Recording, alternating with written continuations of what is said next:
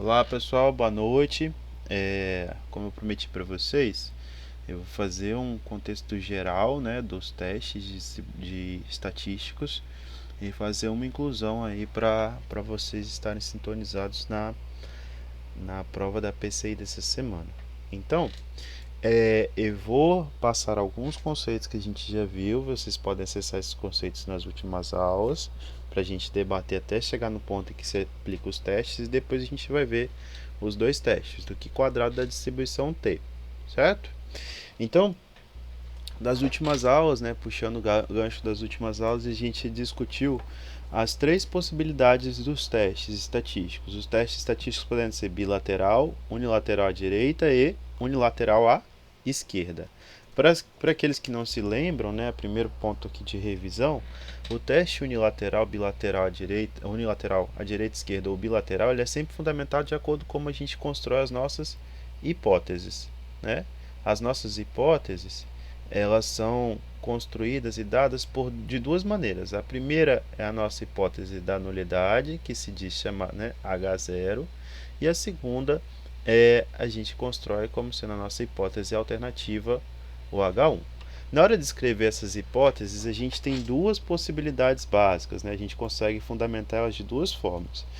A primeira hipótese, a nossa hipótese da nulidade, a gente fundamenta nulidade, que não vai existir diferença entre aquilo que a gente está querendo investigar. Então, a hipótese da nulidade, ela traz ao nosso debate, né, uma barreira que eu preciso de destruir, uma barreira que eu preciso de fato rejeitar para eu ter a veracidade quanto à nossa hipótese alternativa. Então, o que seria a hipótese da nulidade? Né?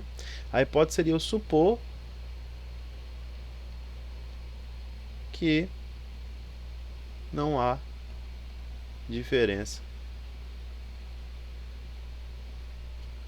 entre os grupos estudados.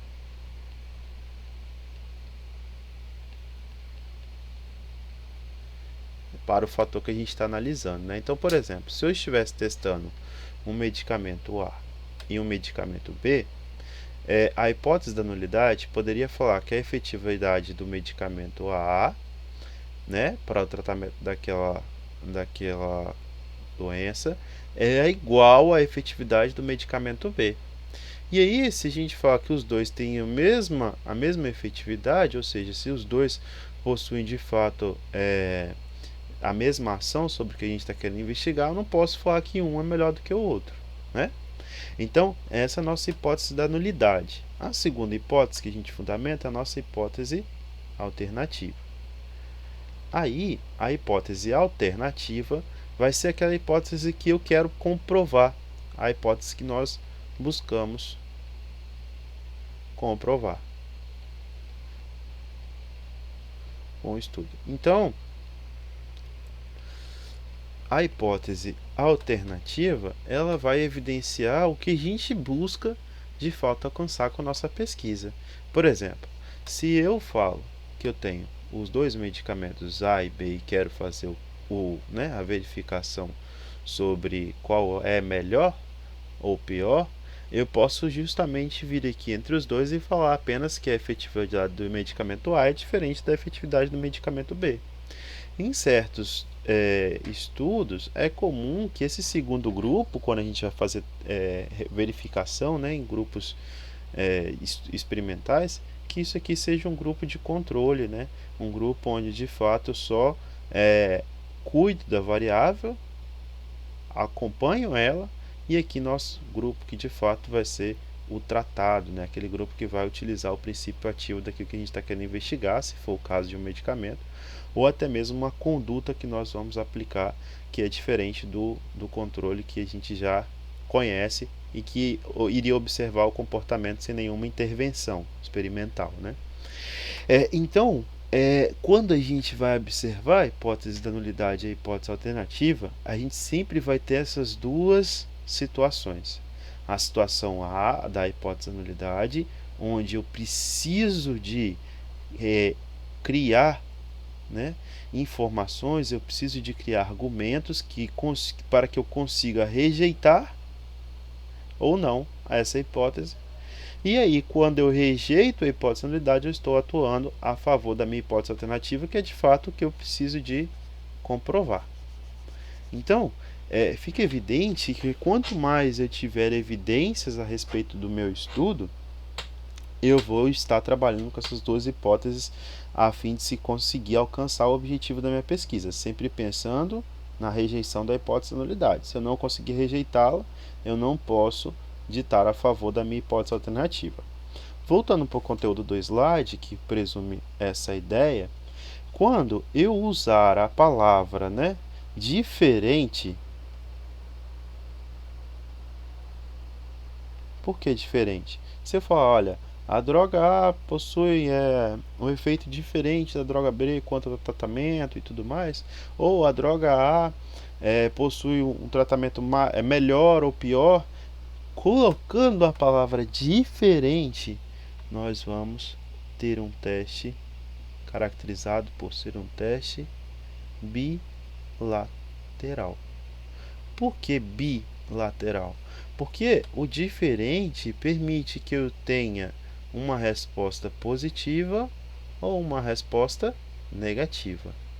O diferente só evidencia que eu não tenho o mesmo efeito. Eu só evidencio, que de fato existe diferenças. Eu consigo ir lá e negar essa afirmação aqui de que não há diferenças.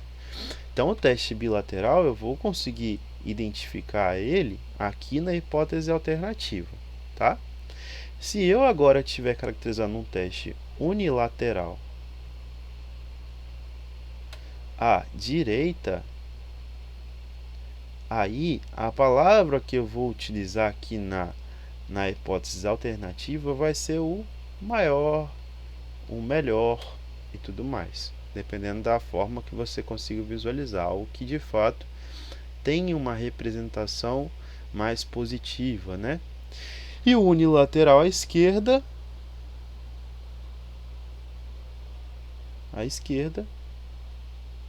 o inverso, Então, unilateral à esquerda vai trazer para a gente o sinal de menor, pior, menos relevante. Então, essa observação do maior e do menor na hipótese alternativa vai fundamentar para a gente um teste que vai ser unilateral à direita, unilateral à esquerda ou o nosso teste bilateral.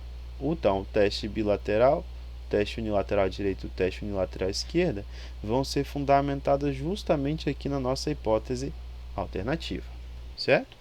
Aí, na última aula, nós visualizamos o que era o conceito do valor P.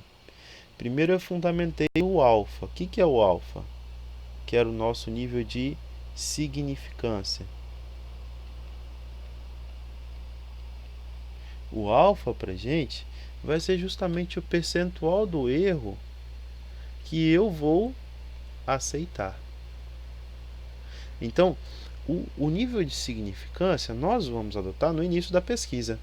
Cada um, de acordo com a sua área, de acordo com a pesquisa e com a literatura que se é investigada, vai adotar o nível de significância que é o nível aceitável para aquela área. Normalmente, em estudos da área da saúde, se adota o nível de significância de 5%. Então, o que eu estou observando com o nível de significância de 5%? Quer dizer que, para a minha pesquisa ter validade, ela precisa de ter um erro inferior a 5%. Só que esse nível de significância nós adotamos no início da pesquisa, Nós colocamos o que a gente vai aceitar como erro. Depois de realizar a pesquisa, depois de ir lá e fazer e comprovar os fatos, tudo que a gente está querendo investigar, nós vamos fundamentar um valor de erro, nós vamos ter esse valor. A gente já vai conseguir fundamentar esse valor do erro da pesquisa, o valor real do erro da pesquisa, da nossa pesquisa que a gente está fazendo, ele vai se chamar valor P, ou P-valor, que também é muito utilizado. Esse valor, então, é o erro da minha pesquisa. Quando a gente fala assim, olha, eu vou aceitar né? Eu vou fazer a minha pesquisa e o máximo do erro permitido que eu vou aceitar é de 5%. Então quer dizer que se o valor do real erro da minha pesquisa, ou seja, se o valor P for menor do que o erro, o nível de significância aceitável, que nesse caso é 5%, eu vou poder falar que existem evidências estatísticas para se rejeitar a hipótese da nulidade. Ou seja, eu consigo ter comprovação científica por parte da estatística para poder, de fato, validar aquele trabalho, aquele projeto, aquela pesquisa que eu estou fazendo, né? Então, eu retomo esse conceito do valor P justamente para poder fazer essa discussão. Aí, na aula nós discutimos, né, esse exemplo da suinocultura, falamos, olha, eu tenho duas ações, né, duas ações A e a ração B, e aí tanto a ração A e a ração B eram tomadas como dúvida lá pro tomador de decisão, né, pro fabricante lá ir lá e conversar com esse criador. E aí nós fundamentamos durante a aula a investigação do uso do teste estatístico para poder falar, olha, até que ponto eu conseguiria ir lá e fazer a substituição da ração A pela ração B. Então eu tinha uma situação onde um criador utilizava a ração A na suinocultura, né, no geral. A ração A tinha um ganho de 500 gramas por dia, tá aqui, por suíno, né? E aí o fabricante da ração B fala o seguinte, que se ele utilizar a ração B, ele vai ter um ganho de 510 gramas por dia. E o nosso objetivo é conseguir fazer um teste estatístico para validar que isso aqui é válido, de fato, validar que isso é válido é comédia, né? Para validar essa situação e conseguir dar uma ênfase para o criador, falar, olha, eu posso substituir a ração B, a ração A pela ração B, sem ter nenhuma dúvida de que os suínos não serão prejudicados quanto ao peso, né?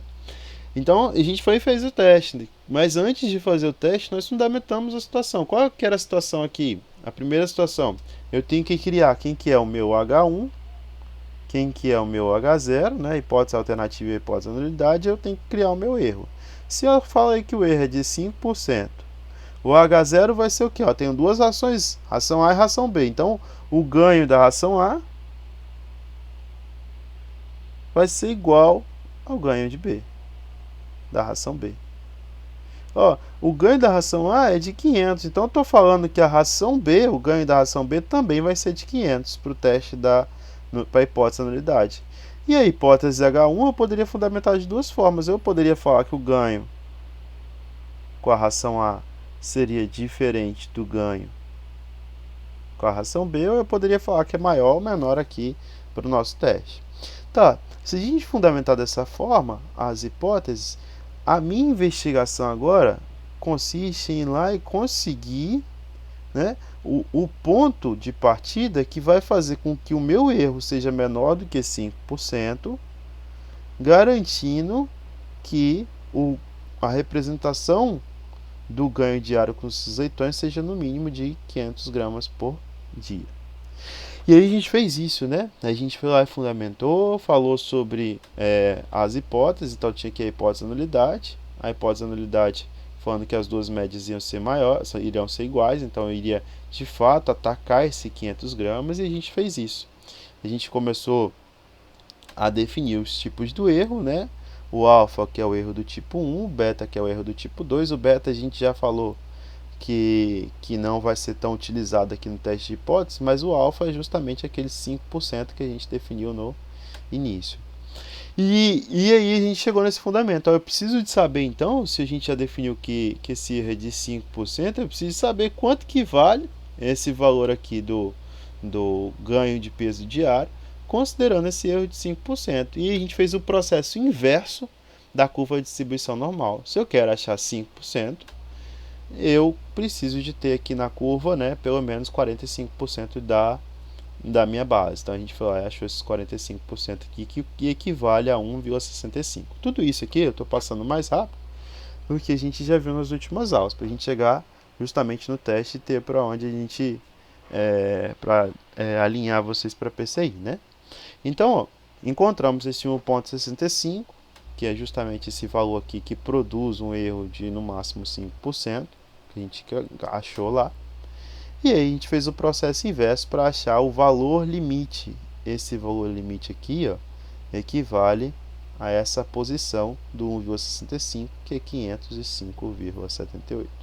Quer dizer que se eu executar um teste lá na suinocultura e os porquinhos engordarem pelo menos, né, na média de 505,78, eu consigo ir lá e falar, né, que a hipótese da nulidade não é verdadeira, que a hipótese da nulidade é falsa. Eu consigo rejeitar a hipótese da nulidade. E aí foi isso que a gente fez. A gente pegou um exemplo, né, esse aqui para o teste bilateral, para achar as duas representações dos lados.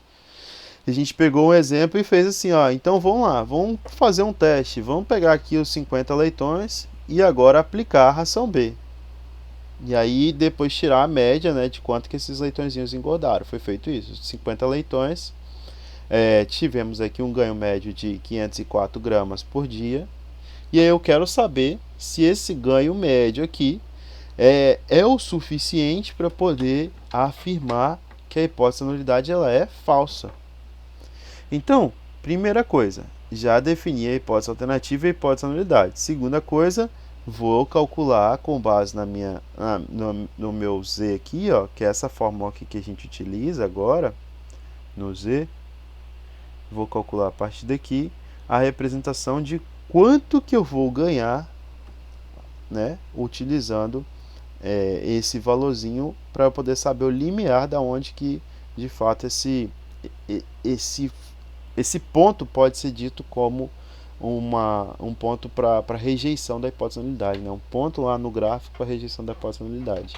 Então calculei aqui o XC, que é 505,78, e aí se eu tivesse de fato um valor aqui maior do que 505,78, eu poderia rejeitar a hipótese da nulidade, só que o nosso valor é quanto? 504, né? Então por aqui eu já teria argumentos para rejeitar.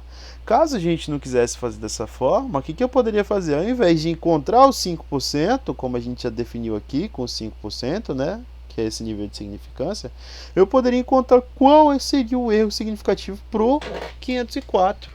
Então, para achar esse erro aplicando 504, basta eu pegar aqui o ponto, ó, x menos x, a média, né? Então 504 menos 5 dividido por 25 dividido por raiz de 50. 25 é o nosso desvio padrão e o n é o total de leitões que a gente está investigando. Então 25 dividido por raiz de 50, 504 menos 500. Por que que a nossa média? O que a gente está querendo comprovar que a hipótese da nulidade é falsa. E a hipótese da nulidade fala que o ganho da ração A, né, é igual ao ganho da ração B, que é igual a 500. Então, por isso que a gente vai utilizar esse 500 aqui. O 504 foi o real peso que os leitõezinhos tiveram lá no teste. Então, 504 menos 500 dividido por isso, a gente achou 1,14 para o Z observado, né? Se eu pegar esse 1,14 aqui agora e ir lá na minha curva de distribuição normal, como a gente pode visualizar lá atrás, a gente conseguiria encontrar para 1,14, acho que aqui a gente consegue, ó, 1,1 está aqui, 1,14 está aqui, né? 37,28. Se eu pegar 50 e subtrair disso, eu vou achar 12 ponto alguma coisa, que é o percentual que a gente precisa para cá. Então, ó, o valor que eu consigo determinar a partir daqui vai ser justamente esse 12,714, que é a mesma coisa de um erro de 12,71, né? Então, eu estou falando que essa minha pesquisa ela possui um erro. Se eu quisesse afirmar que o ganho da ração A e o da ração B são iguais, ou seja, se eu não quisesse derrubar a hipótese da nulidade, eu iria admitir um erro de 12,71%. Para eu ir lá e derrubar a hipótese da nulidade, eu vou ter que aceitar um erro de 12,71%. Esse erro aqui que a gente calculou, né? Esse errinho aqui é o nosso valor P. O valor P nessa pesquisa foi de 12,71. Aí eu pergunto para vocês, qual foi o erro que vocês falaram como sendo aceitável? Né? O erro que eu coloquei como aceitável foi o meu alfa. O alfa de quanto? 5%. Olha, o erro aceitável é 5%. O que eu obtive foi 12,71. Então eu posso ir lá e aceitar a hipótese? Eu posso rejeitar a hipótese da nulidade? Não, né? Porque eu não posso aceitar um erro de 12,71 da minha pesquisa. Eu não posso falar que isso é válido, sendo que no começo eu falei que o meu nível de significância era de 5%. Se o meu nível de significância fosse de 15%, aí esse erro seria aceitável, porque estaria abaixo do erro que eu admito como suficiente para validar a minha pesquisa. Então, em síntese, para esse primeiro ponto aqui do conteúdo, né, para vocês levarem para a base de vocês. Independente do teste que a gente esteja executando, né, independente disso, o que seria aqui de conteúdo, até colocar um tópico aqui de resumo, né, para vocês utilizarem de útil aí. Ah, professor, para PCI, por enquanto eu vou precisar de fazer essas contas ali loucas que você mostrou? Não, na prática, quando a gente for fazer aquilo, vocês vão ter o Excel na mão para poder fazer, não se preocupem com isso. Mas o que eu tenho que me preocupar nesse ponto até agora aqui, né, para os próximos tópicos e para a nossa PCI? Que se eu estiver trabalhando com o valor P, eu vou ter que definir o nível de significância. No primeiro tópico, eu defino o nível de significância.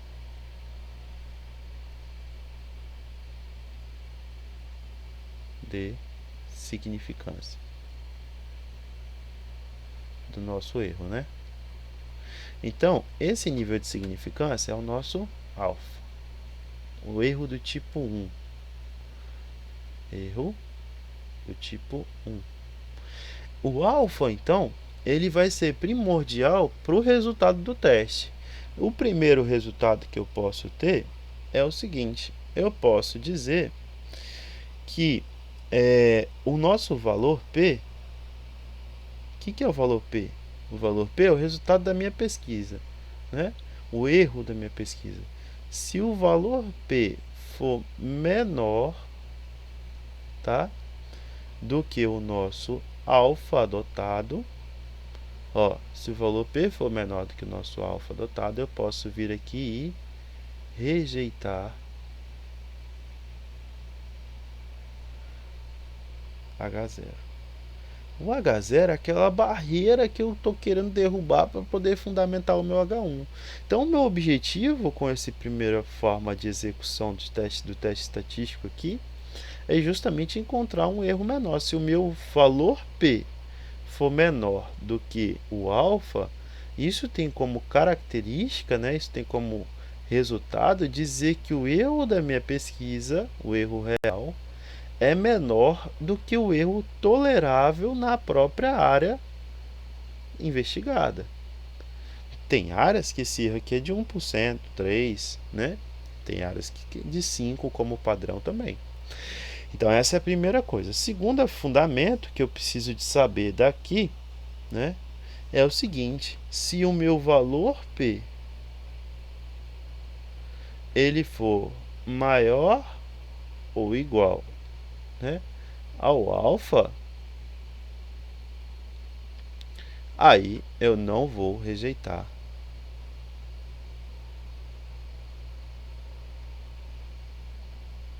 a minha hipótese H0. Por quê? Porque eu não tenho fundamento, né? Eu não posso ir lá e fundamentar. Aí você fala, professor, mas o igual, porque muitas vezes a gente pode até considerar o igual, mas o igual, se a gente já está no limiar ali dos 5%, é mais fácil para você tentar encontrar alguma coisa menor do que os 5%, do que de fato você aceitar os 5% e o erro ser 5,1, 5,2 por qualquer erro menor que você tenha na sua pesquisa, né? Então, galera, o valor P para a gente aqui, que normalmente a gente vai evidenciar, ele é o resultado do erro da minha pesquisa. Ele é importante. E o alfa é aquilo que a gente de fato adota como sendo o erro que a gente vai aceitar para a pesquisa. Comumente, como a gente já falou, esse alfa aqui, né, comumente ele pode vir a ser os próprios 5%, que é aquele 5% padrão que a gente já consegue por vezes demonstrar. Então, às vezes, esse alfa costuma, né, ser observado como 5%. Existe uma prática um pouco errada de sempre falar isso, né? Valor P menor do que 5% rejeita, valor P menor do que 5% rejeita. Nem sempre, tá, pessoal? Esse 5%, apesar de ser padrão, ele vai depender muito da área. Existem certas áreas que o aceitável é de 1%. E aí a gente, né, pode ter algum problema quando a gente não entende essa diferença aí. O alfa, ele não precisa ser somente 5%. Ele vai ser aqui o que a gente vai, de fato, aceitar. Certo? Então vamos lá. Essa é a primeira parte, tá ok. Eu consigo falar que eu conheço o que é o valor P, eu conheço o que é o erro aceitável, o erro do tipo 1, que é o nosso alfa, né? Então, para fins da representação do que a gente tem aqui, tem uma frase muito impactante aqui que eu julgo falar para vocês, olha, que é primordial para a gente sempre observar essas questões dos artigos quando a gente estiver lendo. Olha, quanto maior ou menor for o valor P, mais próximo ou distante estamos da hipótese da nulidade, a hipótese nula. Olha só, se o valor P for muito grande, o que significa o valor P? O real erro da minha pesquisa. Se a minha pesquisa apresenta um erro muito grande, existe uma grande chance de fato eu não conseguir comprovar aquilo que eu estou buscando com o meu objetivo, ou seja, eu vou estar afirmando a hipótese da nulidade. Agora, se o valor P for pequenininho, aí ele vai estar distante da hipótese da nulidade, ou seja, ele vai de fato passar longe em afirmar que ambos têm a mesma característica ou tudo de fato tem uma representação nula no que a gente está investigando, tá? Falando isso agora, com isso em mãos, a gente consegue fundamentar os próximos passos para poder indicar o que vem adiante aí. Olha, se o valor P for menor do que o nível de significância proposto, P menor do que alfa, a gente pode vir aqui e rejeitar o nosso H0. Então, isso aqui, que é o rejeitar o H0 que a gente acabou de mostrar, de trabalhar, é o primordial para vocês. Assim. Se eu falar assim, pessoal, professor, aqui que vocês me perguntassem, né, o que a gente já precisa saber para a PCI dessa semana? Isso aqui vocês têm que saber, tá bom? Valor P menor do que alfa, valor P maior do que alfa. Nem que eu te dê os dois valores de peça, mas posso cobrar nesse sentido. Não vou pedir para vocês saírem calculando o passo a passo como a gente viu aqui, né? Isso é mais demonstrativo para vocês saberem aonde vocês estão pisando. Então, ó, quando esse valor P está próximo do zero, quer dizer que o erro da minha pesquisa é muito baixo. Se o erro da pesquisa é baixo, eu tenho um indicador de que a hipótese nula é falsa. Por quê? Porque a hipótese nula contraria o que eu quero comprovar. Se ela for falsa, é porque o que eu estou querendo comprovar há uma tendência muito grande que o que eu estou querendo comprovar pode ser verdadeiro. Agora, em contrapartida, quando esse valor P for próximo de 1, aí a gente cai nessa parte aqui, ó, não há evidência suficiente para rejeitar a hipótese da nulidade. Muitas vezes a gente escuta esse termo, comprovar se há evidências estatísticas, né, na pesquisa. Se vocês encontraram, se esbarrarem com esse tipo de afirmação, é justamente determinar se o erro da sua pesquisa é menor do que o erro aceitável pela área, aquele erro que de fato a gente vai estar trabalhando como erro que nós vamos aceitar para a pesquisa, né? Normalmente considera-se o valor P de 0,05 como um patamar para avaliar a hipótese nula, o H0. Se o valor P for inferior a 5%, podemos rejeitar o H0. Em caso contrário, não temos evidências que permitam rejeitá-la. Lembrem da última aula, onde a gente falou, o nosso objetivo com a execução de qualquer teste é justamente registrar, criar evidências que sejam suficientes para conseguirmos rejeitar a hipótese da nulidade. Se eu não tenho evidência, eu não posso falar nada. Então, em situações onde a exigência do valor P é utilizado, né, menor do que 5%, existem de fato, áreas que são mais minuciosas quanto ao resultado, onde esse erro precisa de ser menor. E aí a gente vai ter que fazer contas que de fato evidenciam esse erro melhor do que o que a gente está esperando, como a gente já está conversando a partir daqui. Aí fiz um passo a passo para vocês, que vai ficar no próprio slide, que é justamente o que eu preciso de trabalhar em cima do que a gente está trabalhando como representação para encontrar esses testes, né? Fazer a hipótese de nulidade, criar a hipótese alternativa que vai de encontro com o seu objetivo. Depois que você criou, determinar o seu próprio erro do tipo 1, que é o nosso alfa.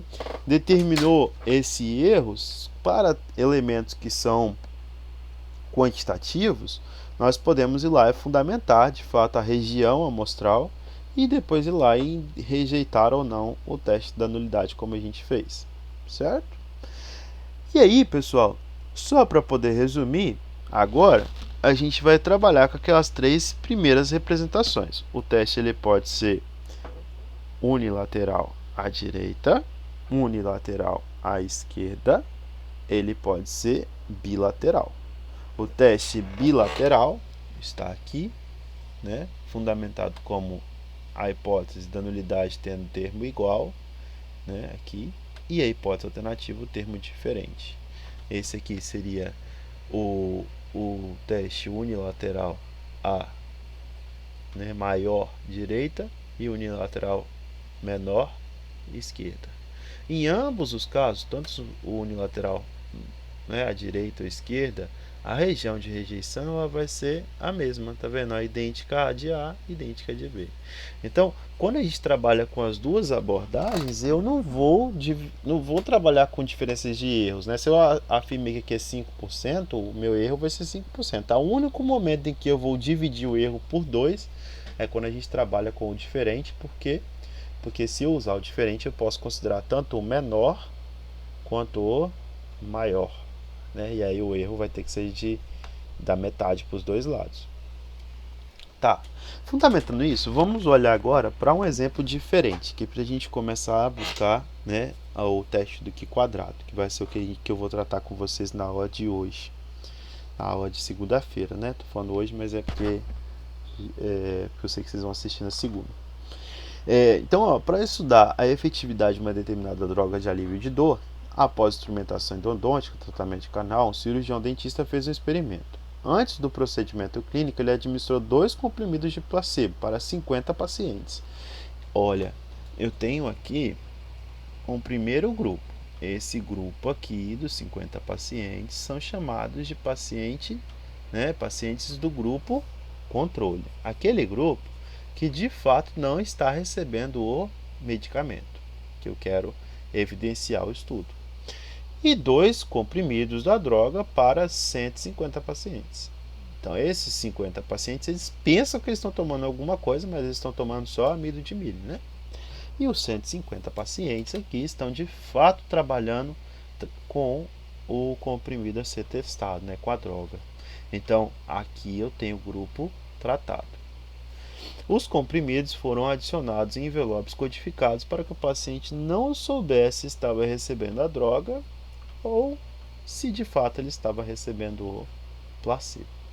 Os dados estão descritos a seguir. Olha a diferença. Aqui eu quero buscar a determinação se o paciente teve a dor após o tratamento do canal. Então, ou eu tenho a dor ou eu não tenho a dor. Lá no exemplo da suinocultura, eu tinha como quantificar quanto que os porquinhos engordaram.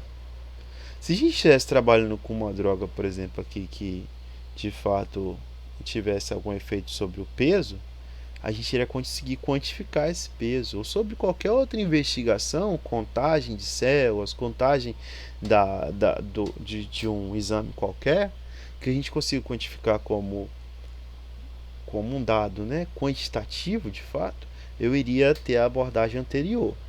Nesse caso aqui, o alívio da dor eu tenho ou não tenho. Não tem como eu quantificar essa dor numa escala numérica assim de 100, 200. Eu não consigo fazer isso.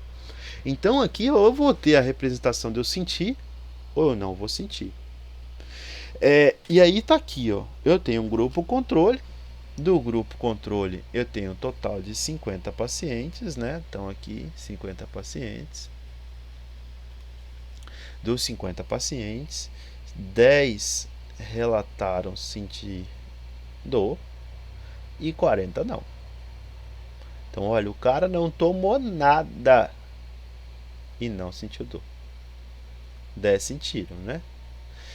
Quando eu olho para o grupo tratado agora, tratado, 15 relataram, de fato, ou tiveram relato da dor. 135 não tiveram relato. Como a gente olha, quando a gente olha para esses dados, a gente percebe que eu estou tratando de uma proporção. Reparem, eu tenho uma proporção das pessoas que eram do grupo controle e sentiram dor e eram do grupo controle e não sentiram dor. Tem uma proporção que era do grupo tratado e sentiram dor e uma proporção que era do grupo tratado e não sentiram dor. Se eu for olhar a representação aqui do grupo controle e grupo tratado, eu tenho um percentual ali, ó, pacientes, né, com dor. Eu tenho 20% de pacientes com dor, dos 50, né, que representam 20%, e eu tenho aqui 10% dos 150 que sentiram dor do grupo tratado. Eu quero falar se esse medicamento, né, de fato surtiu efeito. E aí eu vou ter duas variáveis analisadas aqui. A primeira variável, né, é a grupo com duas categorias, que é controle tratado. E a segunda variável tem um relato de dor, que é com dor sem dor. Então, olha, eu tenho uma tabela que tem duas variáveis, grupo e relato de dor. Então, eu tenho uma tabela 2 por 2. Duas variáveis. Eu tenho duas respostas para o grupo controle, duas respostas para relato com dor, 2 por 2. Esses casos onde a gente trabalha com tabelas 2 por 2 para representações que venham a ser medidas, né, por proporções, ou seja, variáveis que são qualitativas. Eu estou com sim, não, né, para o grupo controle tratado quanto ao relato de dor. Então, eu estou fazendo proporções para essas variáveis qualitativas que podem ser observadas na forma de proporção. Cabe o uso do Q quadrado. Q quadrado com uma tabela 2 por 2. Muitos estudos a gente consegue simplificar na forma dessa tabela. Vocês lembram do estudo do risco relativo que eu falei, pessoal, a gente vai voltar nessa tabela lá na frente quando a gente chegar nos testes? A gente já sabia que a gente ia voltar, a gente voltou. Então, aqui, pessoal, novamente eu tenho uma presença de dois grupos, controle tratado, relato de dor ou não, né? E em cima desses dois grupos eu consigo evidenciar a conduta que eu vou tomar para poder determinar se eu vou rejeitar ou não a hipótese de nulidade que eu vou criar. Não está criada ainda. Mas vamos lá. Primeiro passo, então, se a gente for olhar para essa ideia, é conseguir identificar esse tipo de problema. Olha esse segundo problema aqui. Com base nos dados da tabela a seguir, a hipótese de que a proporção dos recém-nascidos efeituosos é a mesma em qualquer que tenha sido a época que a gestante foi atacada pela rubéola. Então eu tenho uma gestante que foi atacada pela rubéola, eu quero saber se os recém-nascidos, né, tiveram algum tipo de efeito colateral por conta do ataque da rubéola, por condição do mês, até o terceiro mês e depois do terceiro mês. E aí eu faço esse controle por meio dessa tabela. Novamente uma tabela 2 por 2. Ou ele tem, né, algum defeito, nasceu com algum defeito após o ataque do terceiro mês até o terceiro mês, ou ele não tem. É normal ou com algum tipo de defeito, né, algum tipo de sequela. Então, sequela não, algum tipo de situação que é anormal. Então, ó, a representação aqui do normal e com defeito para a gente traz um teste que também pode ser evidenciado por meio do próprio Q quadrado. Tá, professor, mas como que é essa fórmula do Q quadrado? Existem duas formas possíveis para a gente estudar o Q quadrado. A primeira, que é essa forma quando a gente tem resultados que são esperados, por exemplo, se você tem algum resultado que é mapeado na literatura, você tem lá controle do nível de plaquetas no primeiro dia, no segundo dia, no terceiro dia, no quarto dia, e você vai fazendo observado menos esperado dividido pelo esperado. Você pode fazer esse cálculo quando você já tem, que é o muito raro, né? Esse primeiro cálculo do Q quadrado nem sempre é tão utilizado, mas é utilizado em algumas circunstâncias, não tão presente na área da saúde. Então, esse Q quadrado aqui é a letra Q quadrado, é isso aqui, né? A gente não tira o quadrado, não. O Q quadrado, o resultado, já é esse valorzinho desse xzinho, que na verdade se chama a letra grega, né? Q quadrado. Então, o que a gente vai mostrar que é útil para a gente é justamente essa segunda forma da visualização do Q quadrado, que é essa daqui, ó. Eu tenho uma variável x que pode ser qualquer coisa, desde que eu tenha duas respostas como condutas, e eu tenho uma variável y que pode ter duas respostas como resultado. E aí, relacionando x a y, eu tenho um a, b, c e d. O Q quadrado traz essa relação a vezes d, menos b vezes c, elevado ao quadrado, vezes n. Quem que é o n para a gente sempre? É o total de pessoas estudadas, total de animais, enfim, total de indivíduos que você tem no seu experimento. Aqui, o y, eu somo ele todo, então ó, a mais c está aqui, a mais b, perdão, está aqui. Faço c mais d, está aqui, a mais c está aqui, e depois b mais d está aqui. Então, reparem, ele é bem tranquilo de se fazer, o teste do Q quadrado, né? Ele é muito... se eu tiver a tabela, basta fazer a substituição direta, tá bom, pessoal? A substituição direta aqui, que não vai ter muito problema para vocês. Tá. Beleza, fiz essa substituição e encontrei um valor. Esse valor do Q quadrado que a gente vai fazer aqui, ó, por meio dessa tabela, ele tem um nome especial. Ele é o nosso Q quadrado calculado. Aí agora, para a gente passar adiante, eu preciso de falar para vocês o seguinte. Existe uma expressão que se chama grau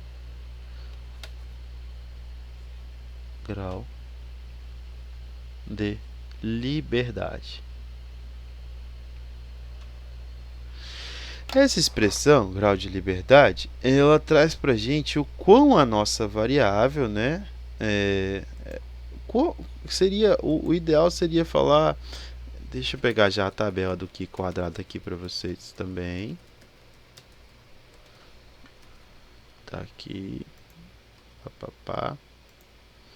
abri tabela do Q quadrado, que tá aqui, ó. Vou abrir ela aqui para vocês.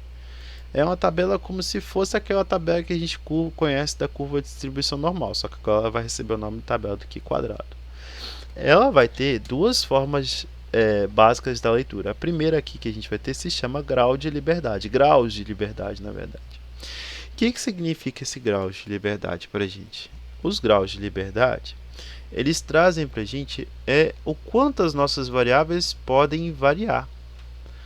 Olha só, eu tenho quantas variáveis na minha tabela?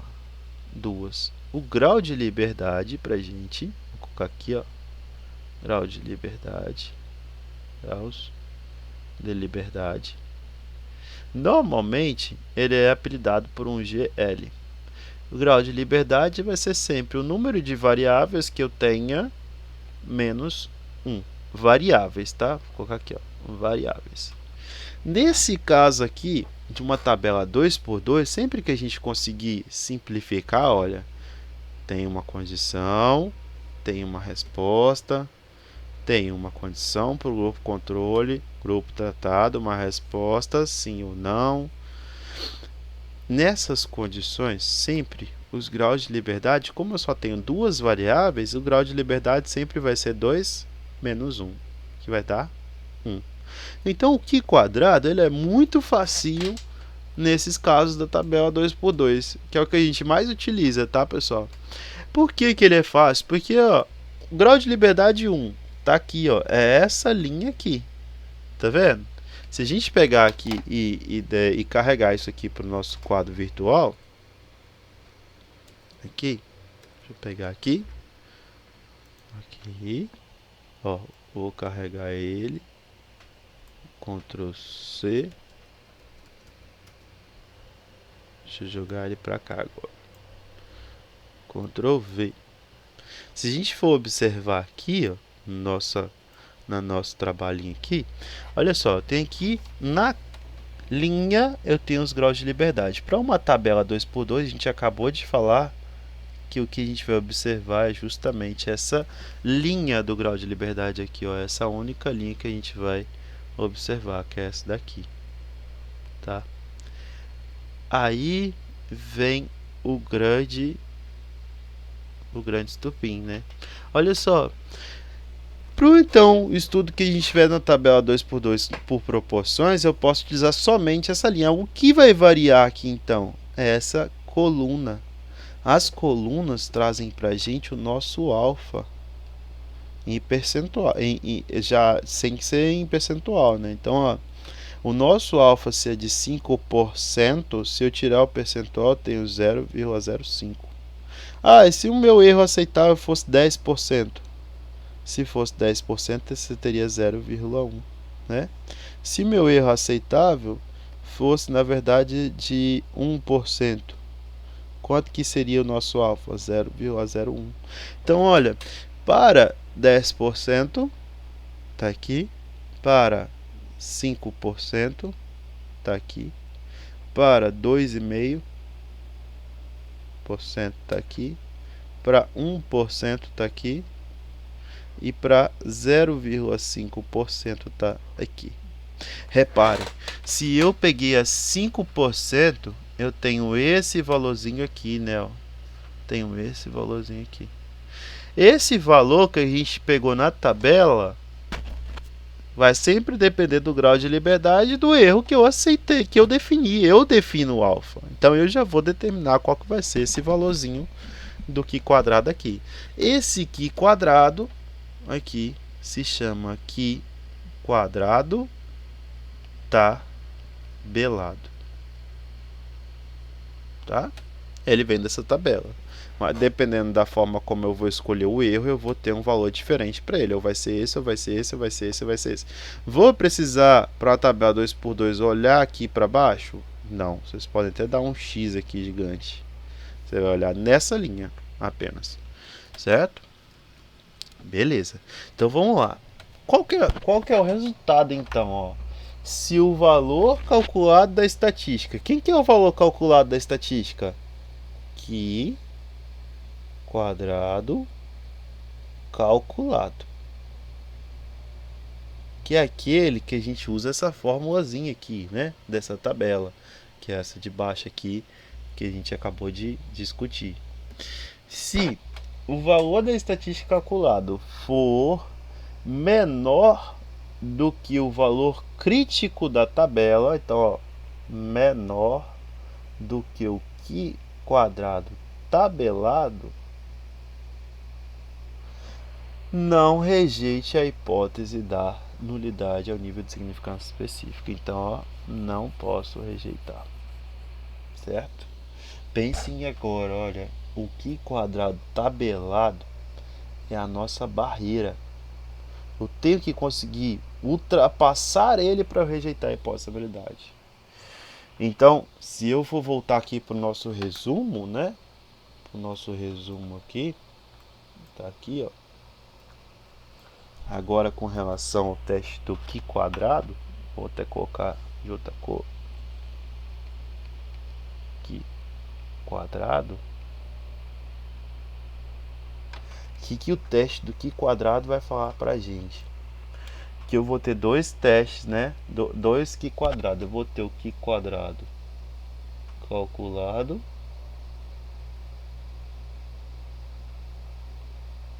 e eu vou ter o Qi quadrado tabelado.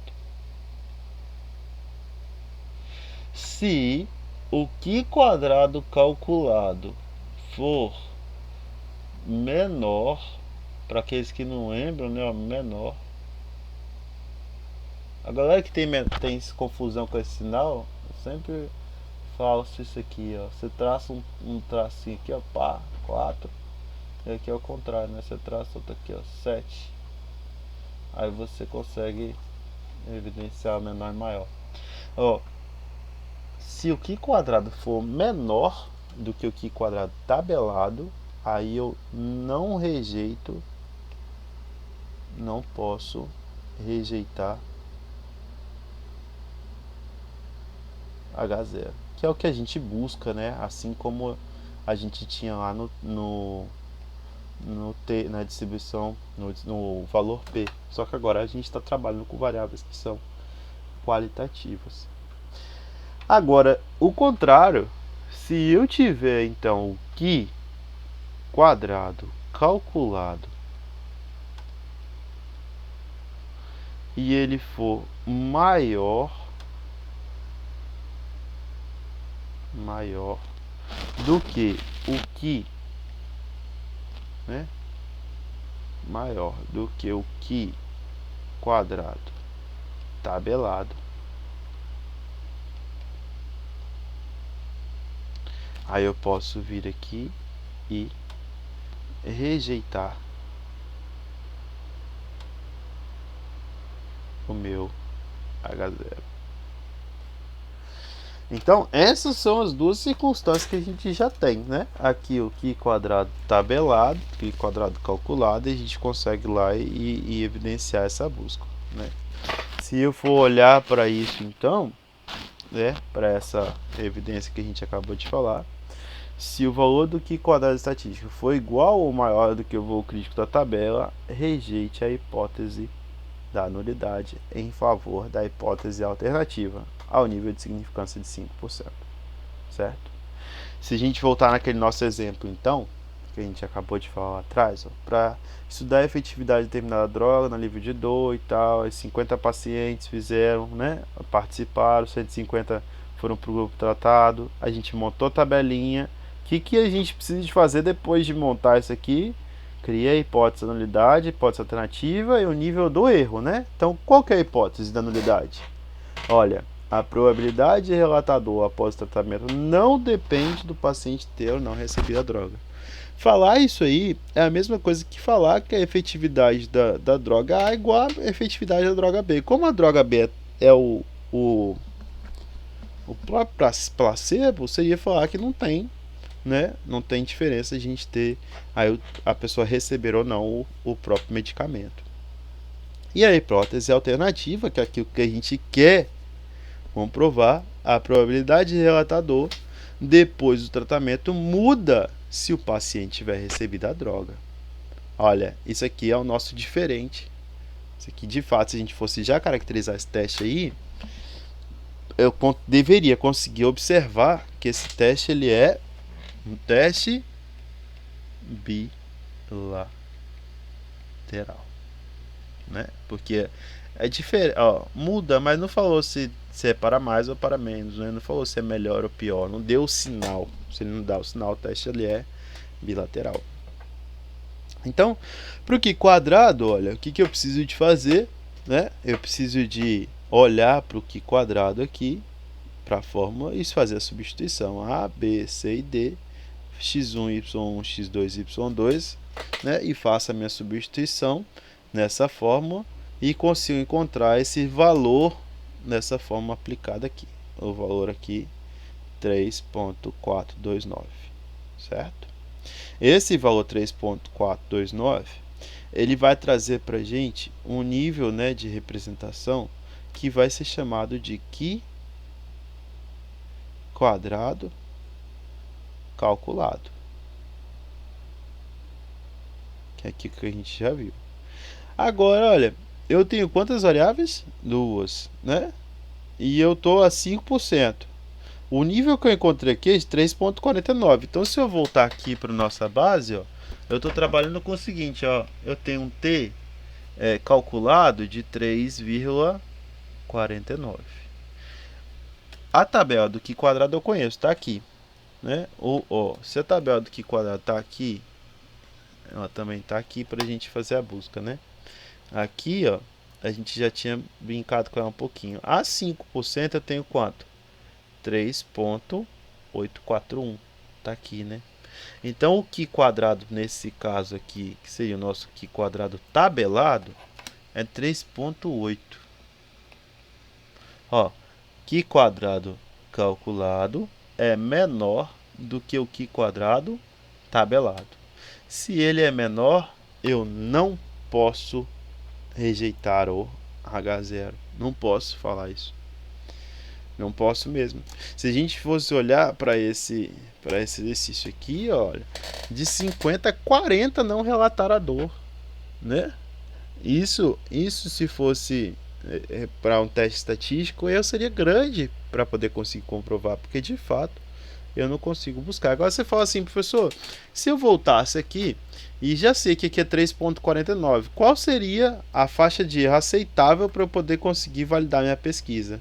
Eu teria que considerar aqui, ó, um erro, né, de 10%.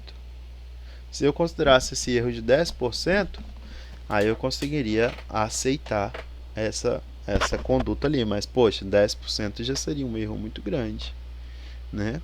Seria um erro que, de fato, pode ser preocupante sobre aquilo que a gente está investigando. Se a gente consegue concluir, então, ó, o valor de 3,429 está associado a 1 grau de liberdade. Por quê? O grau de liberdade para a gente é sempre o número de variáveis menos 1. Então, tenho duas variáveis, que é a tabela 2 por 2. 2 menos 1, tenho 1 como resposta. Mas, como você toma a decisão para responder essa hipótese, né?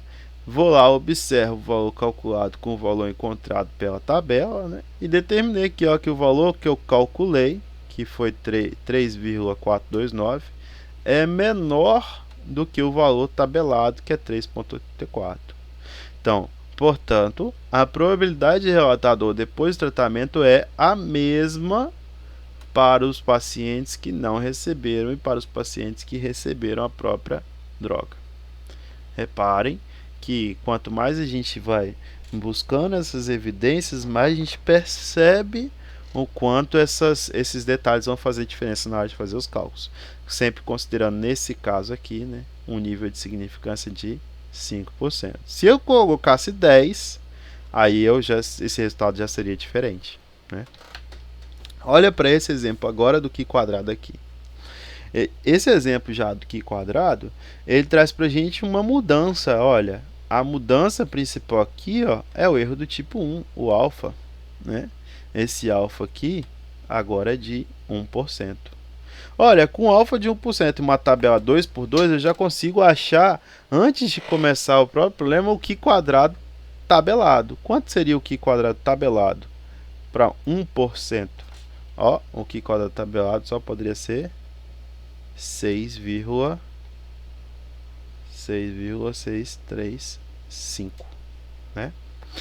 Então, o Q quadrado tabelado está ali. O que eu vou fazer agora? Eu vou pegar a partir do Q quadrado tabelado e vou buscar as evidências a partir da fórmula, né? Ó, tem aqui 36, 14, 51, 3, né? Ó, repara que isso aqui já está bem mais expressivo na própria tabela, né? 51, 3, 36, 14, né? Está bem mais expressivo. Quando eu olho para a hipótese da nulidade, que é o que eu vou construir agora, a probabilidade de recém-nascidos defeituosos é a mesma, qualquer que tenha sido a época em que a gestante foi atacada pela rubéola, é a mesma.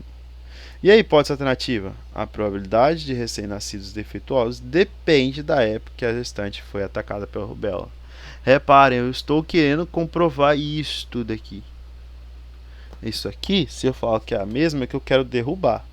Agora o nível de significância mudou. O nível de significância foi para 1%. Ou seja, o máximo erro que eu vou tolerar é de 1%. Vou executar o teste. Executei o teste. A, B, C e D, né? Joguei aqui, ó, 108 menos 714 ao quadrado, vezes isso e tal, e tal, e tal.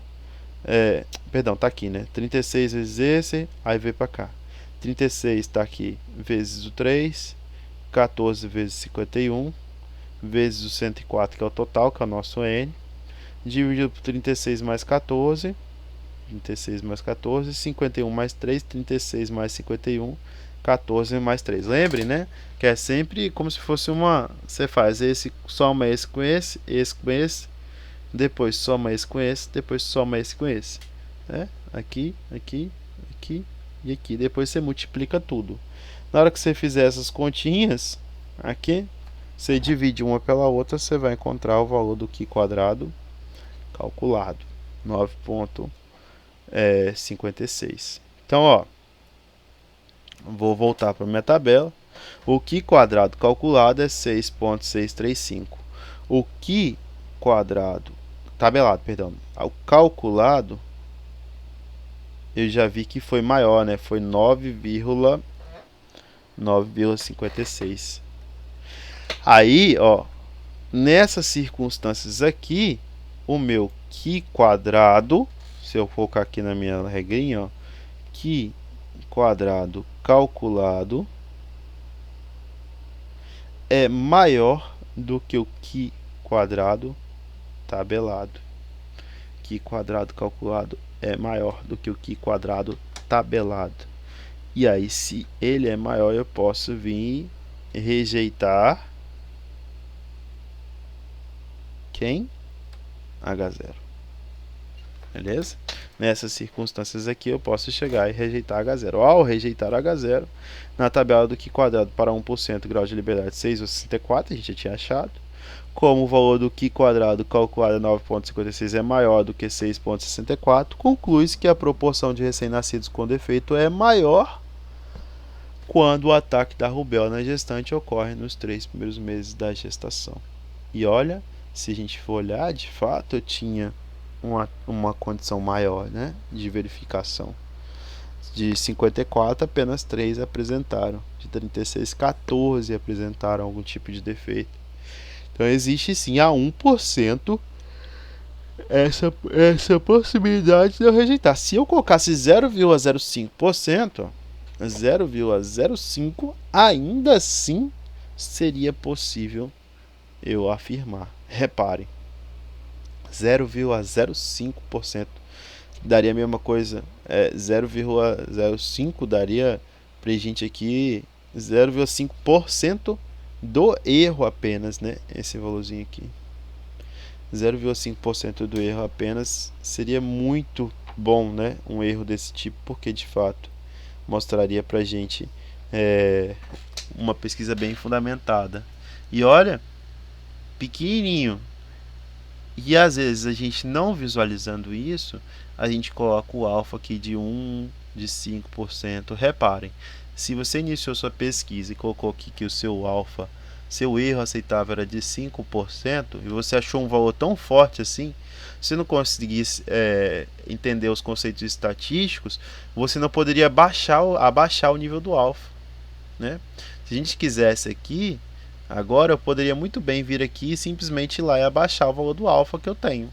Porque eu sei que mesmo com o valor do alfa mais baixo, eu ainda assim vou ter a possibilidade de tornar isso como sendo significante, né? Então, pessoal, com relação a essa questão do Q quadrado, né? Eu vou finalizar aqui. Nessa aula da segunda-feira, nós vamos debater. Eu vou repassar esse conteúdo do Q quadrado e o T de Student. Vou até deixar aqui para aqueles que tiverem um tempinho antes da aula, na hora do almoço, fazerem uma lida. Eu vou pedir para vocês lerem até essas 3 primeiros slides, ó, aqui, o primeiro, o segundo, o terceiro, e aí a gente passa o debate da aula a partir daqui. O teste do Q quadrado e o teste de significância, né, estatística, as coisas que vocês precisam saber, né, de resumo, como me pediram já, vai ser justamente esse tabelinha aqui, tá bom? Esse resumo aqui é o que a gente vai precisar de carregar conosco. Eu preciso de saber que o valor B menor do que o erro, eu vou rejeitar a hipótese. da nulidade, valor P maior do que o erro, não rejeita. Quanto ao Q quadrado menor do que tabelado, não rejeita, Q quadrado maior do que tabelado, rejeita. Tá? Ah, professor, na prova vai pedir para calcular, vai pedir... Não, vocês vão precisar de saber lidar com a situação. Para calcular, a gente sempre vai ter o Excel, a gente sempre vai ter outros softwares que façam esses cálculos por nós, né? E aí, sabendo fazer e rejeitar, sabendo usar isso, vocês também vão saber identificar quando vocês precisam de ir lá e calcular. Vão fazer na raça, né? Para de fato vocês sentarem e fazerem isso na pesquisa. Beleza? Eu encontro com vocês. Vou deixar esse material já com os slides no próprio e-mail também de vocês. Qualquer coisa eu sigo à disposição, tá certo? Podem me chamar, podem conversar e sempre solicitar quando for preciso. Vou montar para vocês e disponibilizar na própria aula uma questão para as provas substitutivas, né? Um direcionamento para as provas dos alunos que perderam a prova substitutiva e para as provas finais também depois, né? Se alguém ficar, pode pedir o help também. Grande abraço a todos e até mais.